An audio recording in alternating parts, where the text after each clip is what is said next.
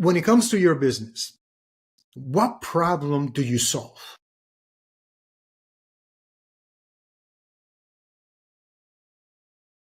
Like, do I do high level or do you go the deep end? I want something like direct. That's where it is, right? Like, this problem I solve, I help people keep their license, right? Get or keep their license. That's exactly what I wanted to hear, because you said that earlier, and I wanted to make sure that it was conscious. You said that like, that's the high level though, but like we could go deeper, right? Like we could really go deeper. But I want somebody who's listening right now who will know exactly the problem that you solve. That's the problem that you solve. Well, that's one. That's the one business, right? That's travel school. Because when we're entrepreneurs, we usually have multi things going on, right? So that's just one of them. We haven't gotten there yet. But I know. But I'm just saying, the travel school, I wanted clarity. That is so important, to have clarity of the problem that you solve. So you help people keep their license. Man, now I know, right? I mean, I knew that because you said that about 21 minutes ago. but I wanted to make sure that it was clear for our audience, the clarity of message. That's number one. And number two, I wanted to double check that you said that consciously, that it wasn't like a reflex. Yeah. Fantastic. So that's question number one. Fantastic. Okay. You get an A for that one. Second question, related to that, so it should be a kind of a gimme. Who do you serve? Who do you do that for? This is where I feel like the answer is never right. But for our industry, it's whoever has a license or who wants to get a license, right? Okay, but that's so broad. It's not as, niche, but I feel like it is. So it's one of those weird conversations when you talk to marketers, right? But, anybody that wants to drive, and that is not everybody, because there's some areas of the world that no one ever wants a driver's license. We're finding teens that don't want driver's licenses, right? You got Uber, you got Lyft, you got other resources out there. So that really isn't everybody, but it's anybody that wants to get or keep their license. So anywhere if you were talking about legally, right? From 14 and a half to 100. Okay. So here's what I thought you were going to say. That was not an A answer. Let me tell you why it's not, because it's too long. I like the way that you said, hey, listen, I help people who want to keep their license. That's exactly what it is. And I know there's more, but when you're talking to somebody for the first time, and I'm assuming that everyone who connects to this episode, you're speaking to them for the first time. That's what I was expecting. Now, who do you serve? Yeah, it could be a lot of people. But if you look at your client base over the last decade, you probably see 80% of my people are these. They fit this. They have this in common. And I'm just spitballing here. I don't know that for a fact. But it could be like, hey, listen, these are people who drive for money, and they have a business that a job or a business that requires them to drive commercially for money, to make money, and they have a ticket they need to get rid of. Oh, they have a ticket, then they have to relearn some things. That's what I want to know. Yeah. I mean, because I offer under 25, so. New drivers, right? So that's a big one. But I would say, so to kind of maybe be a little different than what you were expecting, I would say a higher percentage of our clients are type A personality. Wow. Okay. And they know better, right? Yeah. They're driven. I mean, there's type B, right? Like I would say I'm probably more of a type B than an A, which is weird. I know for some, I'm usually that middle. So that's where I get, confusing. I could follow either way. But we do some quizzes in our classes, and I would say we do see more of that type A personality, which is where slowing down is hard. Okay. Right. And so it's coming into that piece, right? And they're driven and they're looking, right? They are the sales. So they have that driven personality, right? So you're seeing that just in probably a different light than what you were thinking. Sure. And so taking that, and by the way, that's where you got an A and a B, right? You're an A and a B personality. Okay. There you go. Exactly. Life is good. So understanding, let's kind of keeping that thread, that one business. I don't want to kind of bounce around and confuse me or confuse others. Yeah. What's the number one challenge that business you face with that business?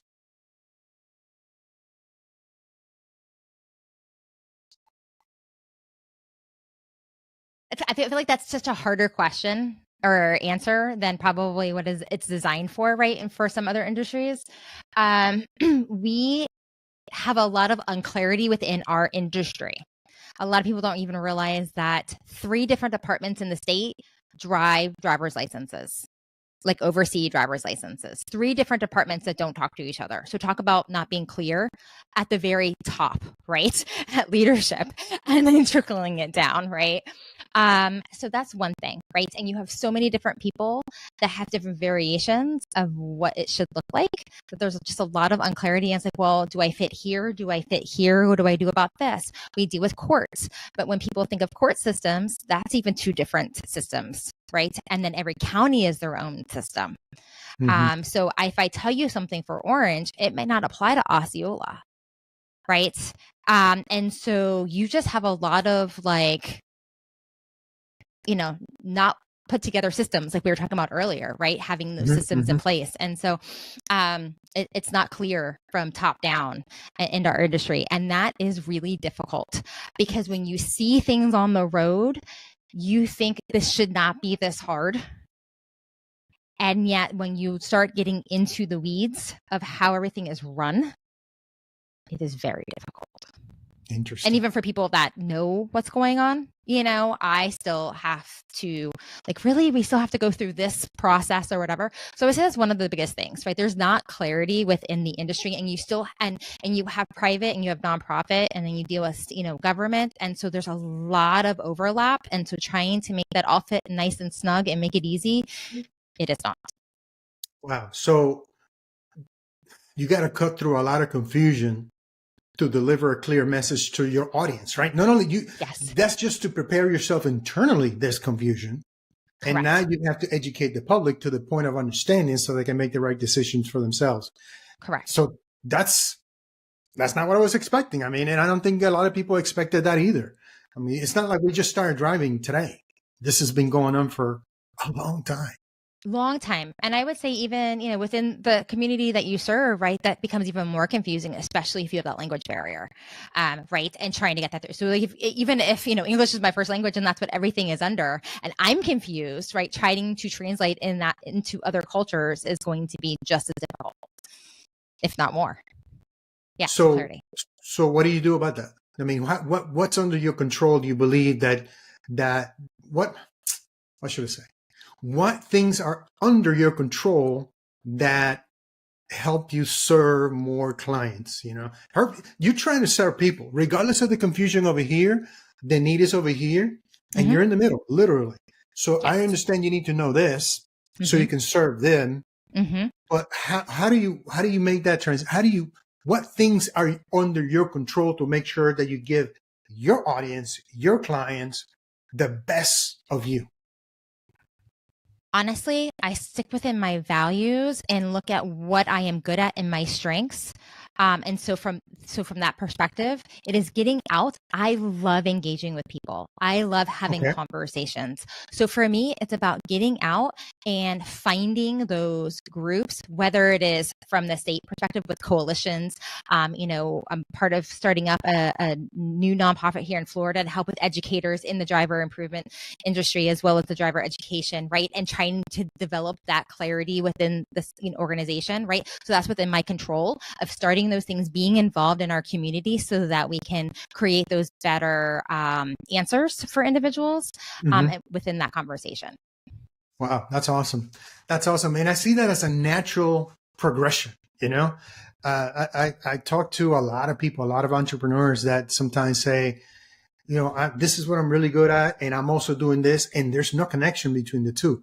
And they want to force the connection, and that what that becomes is 2 below average projects, 2 projects that perform at below average and below expectations and below potential because they're not connected. But I see a natural connection to this effort. So you have driving school, you help people keep their license. These are people who they either were told to relearn some things, were told to learn some things that they never learned, or the few, I would imagine it's a smaller percentage is, listen, I thought I knew stuff. I don't. This could help me.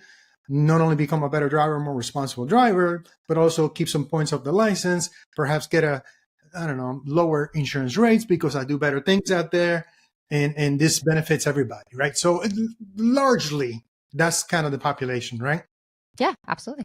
So that's on the tactical side. That's on the driving school side. So tell me about, or share with us the other thing that you do, the other project that you do. So the other project is definitely in its infancy stage. Like I've had a website for a little while, right? But to your point, right, you can't do two things well, right? So trying to get those systems in place with the travel school and laid out so that, any of us can do it, right? So that I can fill the gap that I started seeing within our driving school or our traffic school, right? Which is, like you said, that's the more tactical, like here are the laws, here are the things, which we kind of touch on in that class, especially in the higher ones, the 8 and the 12, is more that personality, that more internal struggle of why you're doing the behaviors that you see on the roadway. And so starting with where I created Driving with Jenn. And that is going to be, again, to your point, it needs to be aligned, right?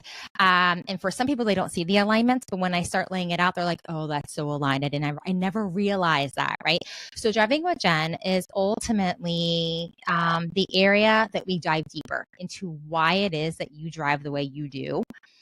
And what are those driving factors, those emotions, those, is it stress, right? It's probably time. Those are usually the two biggest pieces, which then inadvertently is lack of sleep, right? So then we're not well-minded on the roadway, right? To make good decisions or even in work, right? Productivity in any form, whether it's work, driving, anything. And so really diving into that, we'll be starting up here, taking out that stress piece that I've been doing within our 8-hour classes and creating a class for that and a workshop so that anybody can. You don't need a ticket to be able to go through that, right? We want to prevent those things, right?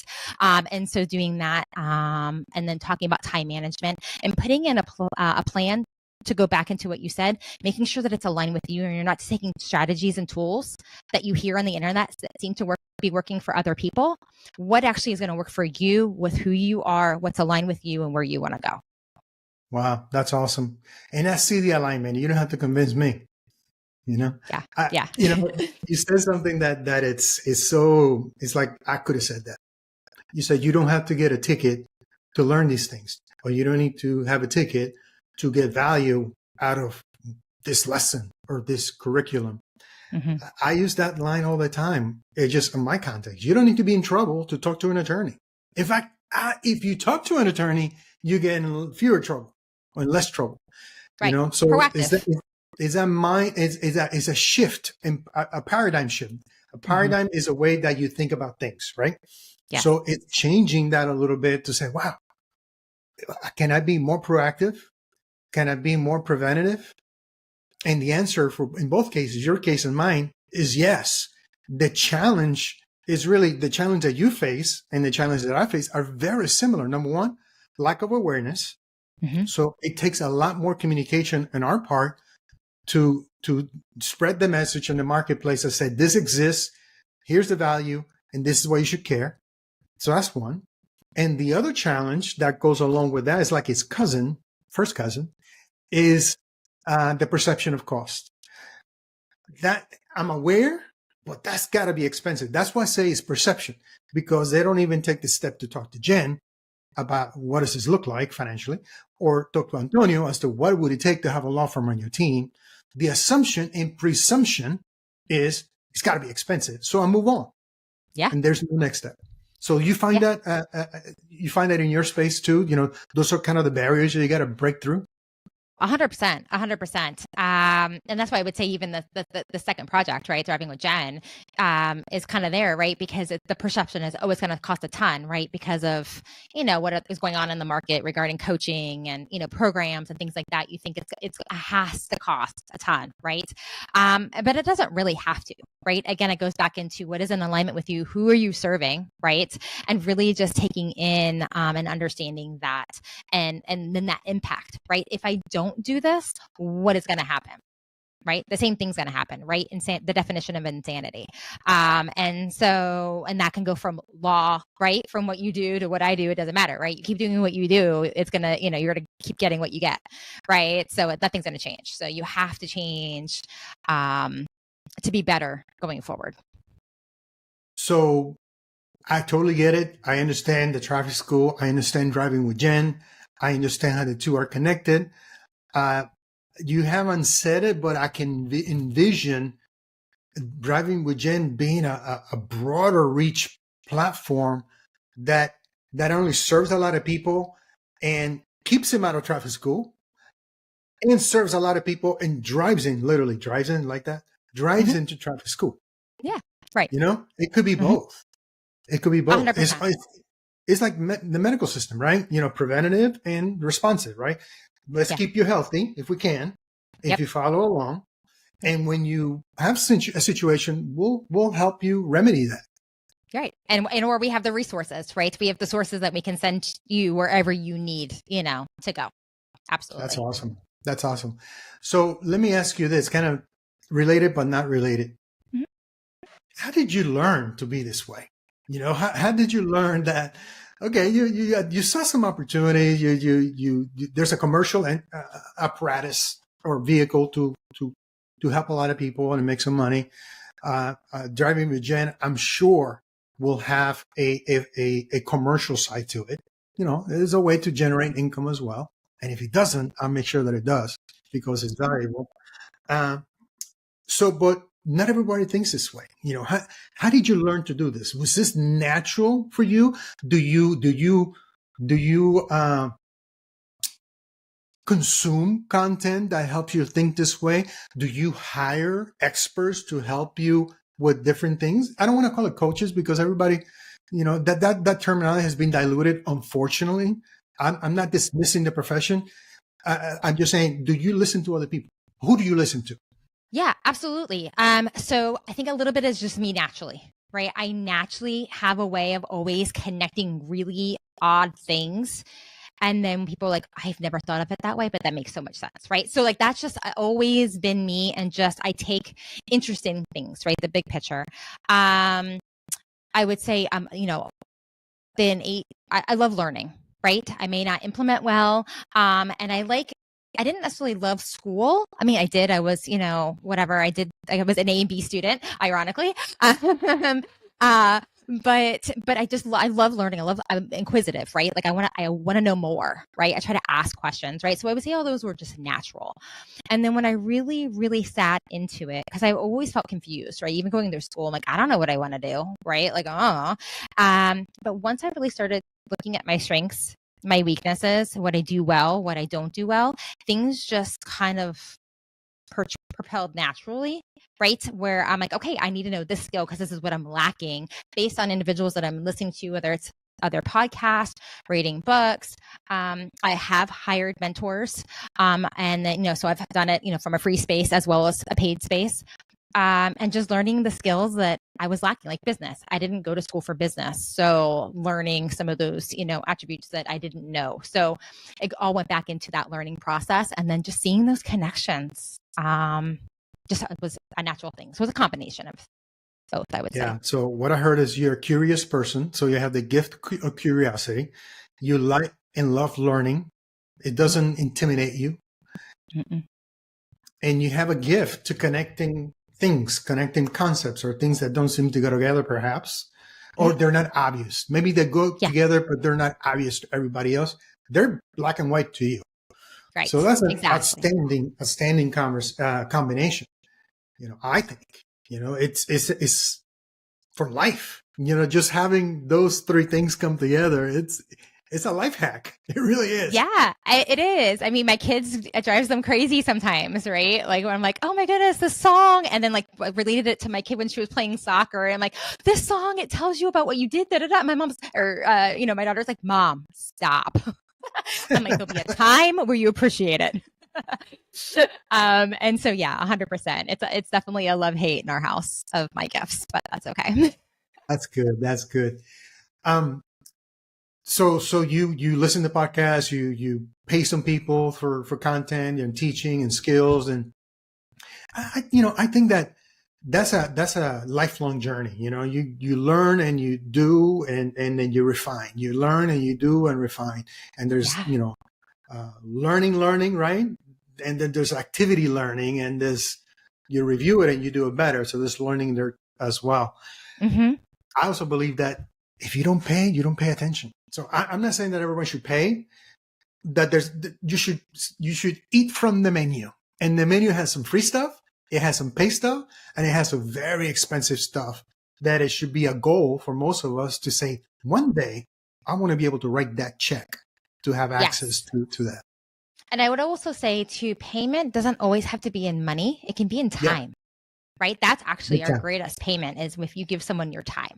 Right. Yeah. And so sometimes it's just what goes on your calendar happens.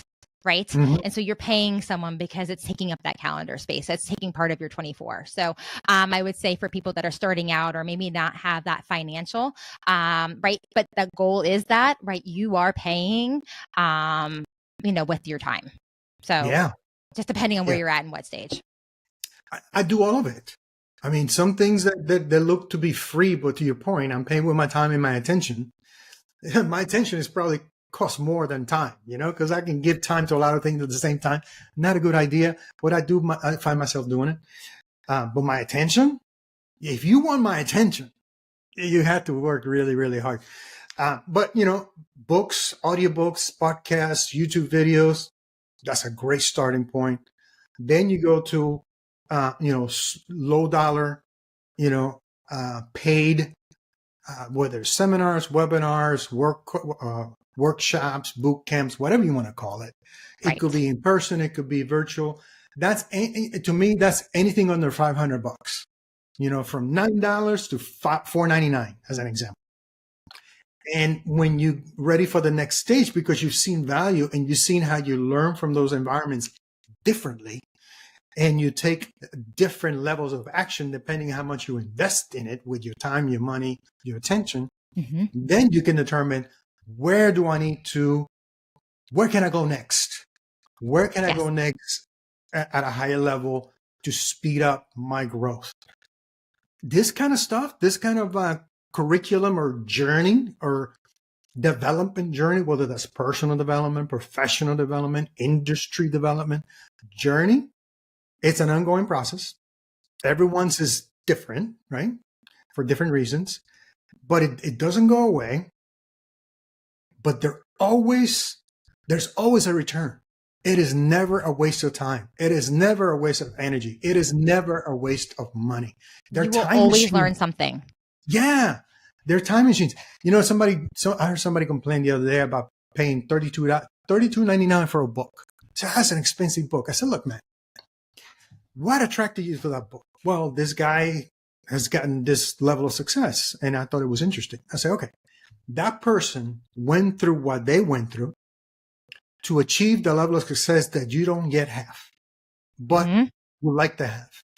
And what you don't know is they condensed 18 years of the good stuff and put it on a physical book. For $33, you can have 18 years of his pain and suffering. And he kind of cleanses it for you. Don't do this. I'm just going to tell you why it works. You don't have to go. So you're getting, I don't know, maybe you can read that book, and maybe you're a slower reader. It takes you 2 weeks. It takes you a month. So a month and $32 is equivalent to 18 years of learning.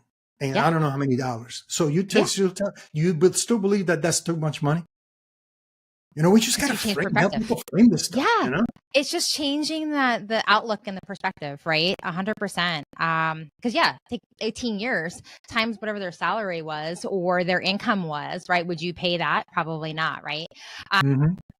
But so you're ultimately, getting that for the $32, $33. So 100%. It's life, and it's about being intentional, right? As well. There was something that you said earlier that I really wanted to kind of make sure. Right. Because I think that's intentional as a business owner, intentional behind the road. Intentional is such an important term, no matter where you're at and what you're doing as well. And so I don't want to skip over that either of when you're making these decisions is being intentional. And to your point, that author was very intentional with the information of 18 years to put into a book, right? The least you can do is invest $32 into that very intentional writing to make you a better fill in the blank. Yeah, whatever it is. Yeah. And it's not, come on, what do you want to get out of this book? Even if you get one thing, is it worth $33? Even if you get nothing, that you think you got nothing, but whatever you read and hear, you can unread it or unhear it, right? Yeah. So even if all you get is learning a new style of writing, that you're like, wow, I can hear that person speaking to me.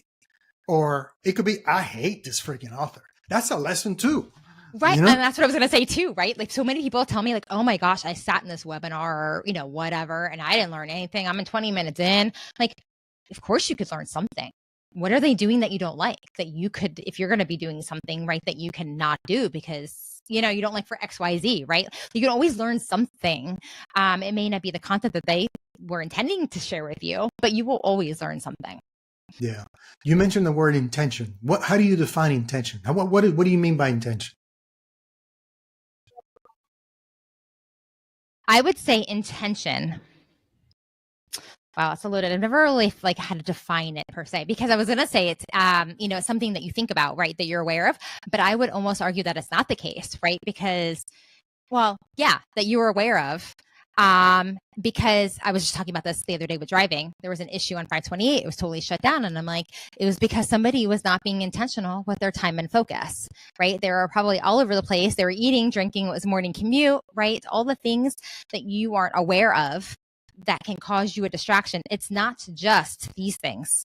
Or if hopefully you don't hear my vacuum cleaner going off, right? Or right, good. Because I'm like, I texted my husband. I was like, can you please close the door? But anyway, right? So it's about being intentional with your time and your space, right? And your resources. And so that you're not shiny objects. So you're not taking all the things, oh, I need to do this. Oh, I need to do that. Oh, I need to do this, right? So you're being aware of what you need and implementing, there we go. Right? What you have strategically planned to move you forward. So I would say it's planning as well, right? Looking at what's working, what's not. What do we want to do to go forward? Having that strategic plan, not just a goal, but a strategic plan, right? And then now you're being intentional with your time so that you can make those things happen. Awesome. That's a great perspective. Great perspective. I will tell you, from my point of view, or at least when it comes to the word intention, I associate it with having a clear target. So to me, my intention is what my expected result. That's how I define it when my target is to do X, my intention is to do X. Mm-hmm. Give an example. If I'm going to go to a networking event, I don't just go. I have the intention of making the most out of my time, because you and I already had this discussion. It's the most valuable thing that we have, right? Yeah. So if I'm going to be there, if I made the decision and the commitment to go, my intention in every space that I go to is to minimally meet 3 new people in a meaningful way and reconnect with 3 to 5 people. Because I assume that, I've been in Orlando long enough that everywhere I go, I'm going to run into some people, and I'm not ignoring them. I'm reconnecting with 3 to 5 people. That's my intention, meaning that's my goal. That's my target, and they're non-negotiable. Now, because I have that intention, that event may be a 90-minute event. If I accomplish those things in 18 minutes, don't be surprised to see me leave. Okay? Gotcha. Because I value my time more than that. Right. On the other side of that, I will not leave until I hit my target. I will find a way to hit my target. Yeah. So that's why, to me, intention is so important, because I associate it with a target, and it's a non-negotiable thing that I'm going to do right now. And it's usually not a gimmick. Miss, I was 2 people and 5, that's nothing. Yeah. What if there's only a total of 10 people in that room? Or the other way, maybe there's 100 people and everybody's like a beehive. It's not a simple, if you don't have intention, you can waste 2 hours really fast. Yeah. Or other resources, right? I remember going to an expo, right? When I first and wasn't intentional with my time and what I wanted to get out of that event. I was just like, oh, let's go and see what's going on, right? Kind of like shiny object. Like, let's just see. I was overwhelmed with the numbers. I threw all my business cards on a table that people could share. And there was no connection and intentionality whatsoever by that. And I mean, I got something from it, to your point, right? Like I always get something from something, right? And so I learned, one, I need to have intention when I go in there. Like, who do I want to meet? Is there specific vendors that I want to talk to? Whatever. Are there certain types of people that I want to meet? Is it a referral source? Is it an affiliate source? Is it a new, business opportunity, whatever, right? Being even more intentional with the specifics, right?